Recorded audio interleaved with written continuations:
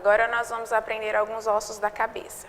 Aqui nós temos o osso frontal, aqui o osso parietal, aqui a região posterior o osso occipital e na região lateral nós temos o temporal e o esfenoide. Agora nós vamos aprender os ossos da face. Aqui nós temos o osso nasal, aqui nós temos o osso zigomático, também conhecido como o osso de maçã do rosto. Aqui nós temos o maxilar e aqui nós temos a mandíbula. Internamente nós conseguimos visualizar alguns dos ossos que nós também visualizamos externamente. Aqui nós temos uma parte do osso frontal, aqui nós temos uma parte do osso parietal, aqui nós temos uma parte do osso occipital. O que chama atenção é internamente o osso esfenoide e o osso etimoide.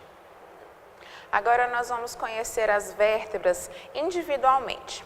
Aqui nós temos 3 exemplos de vértebras cervicais. Precisamos salientar que a primeira e a segunda vértebra cervical têm nomes. A primeira vértebra cervical é denominada de atlas e a segunda vértebra cervical é denominada de áxis. A principal característica da primeira vértebra cervical é a ausência de corpo. E a principal característica da segunda vértebra é a presença de uma cabeça ou dente chamada de dente do áxis, que é essa estrutura que nós podemos ver aqui. Essa é uma estrutura única e exclusiva da vértebra áxis. Agora nós temos as vértebras cervicais, torácica, lombares e ali no último conjunto as sacrais e coxígeas. Em primeiro lugar, vamos conversar a respeito da vértebra cervical. Qual que é a principal característica dela? Ela apresenta 3 forames, como a gente pode observar aqui. Quando nós observamos uma vértebra lombar, ela já tem apenas um único forame. E a vértebra lombar também tem apenas um único forame.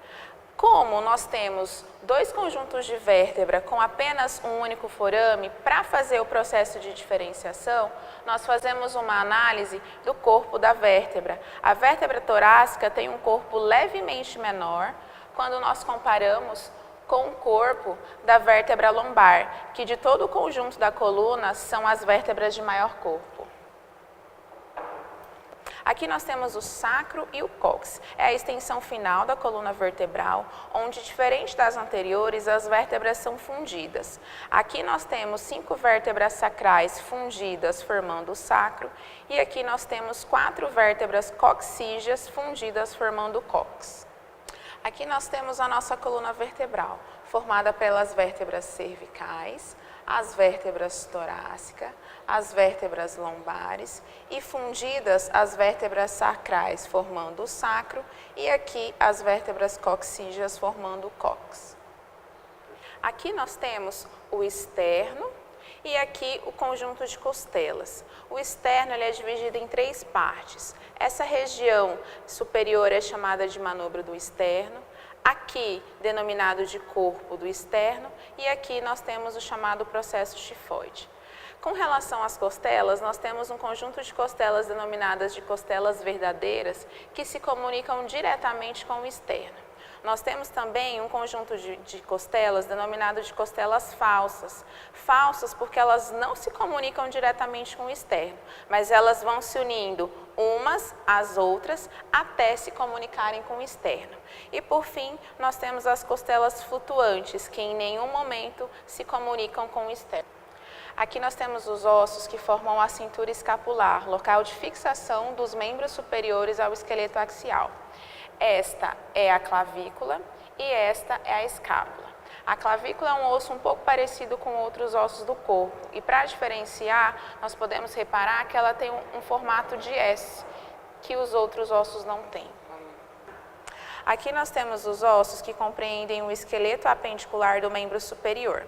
Fazem parte o húmero, que está no braço, o rádio e a una, que estão no antebraço. O rádio e a una são ossos levemente parecidos. O que nós podemos observar que os diferenciam? Essa região do rádio apresenta uma cabeça muito semelhante à antena de um rádio. Já a una apresenta aqui nessa região o formato semelhante à letra U do nosso alfabeto, Coincidentemente, o de Una. Por esse motivo, não há como confundir. Localizamos uma anteninha do rádio, nós podemos associar com o osso rádio. Localizamos o formato da letra U e podemos associar com o osso Una. Inclusive, esta região no formatinho da letra U, na una, nós denominamos de olecrano e também é a região responsável por dar formato ao nosso cotovelo. Aqui nós temos ainda ossos do esqueleto apendicular, porém agora de membro inferior. Região da coxa nós temos o osso fêmur e região da perna nós temos os ossos tíbia e fíbula. O osso fêmur, muito semelhante ao osso húmero, tem uma cabeça arredondada, porém ainda tem uma região diferente do osso húmero, que é muito semelhante a um abridor de latas quando nós olhamos em conjunto. Para diferenciar a tíbia do húmero, a tíbia tem uma cabeça achatada. Se nós nos lembrarmos anteriormente, a cabeça do húmero era arredondada. A tíbia está localizada na região medial da perna e a fíbula na região lateral. Aqui nós temos os ossos que formam a nossa mão e aqui nós temos os ossos que formam o nosso pé. Os ossos que formam a nossa mão são os ossos denominados de carpo, um pouco mais à frente os ossos denominados de metacarpo e finalmente as falanges. Aqui nessa região nós temos os ossos do carpo, são ossos cuboides, estão no punho. Ossos do metacarpo, que estão na mão, e ossos dos dedos, que são denominados de falanges.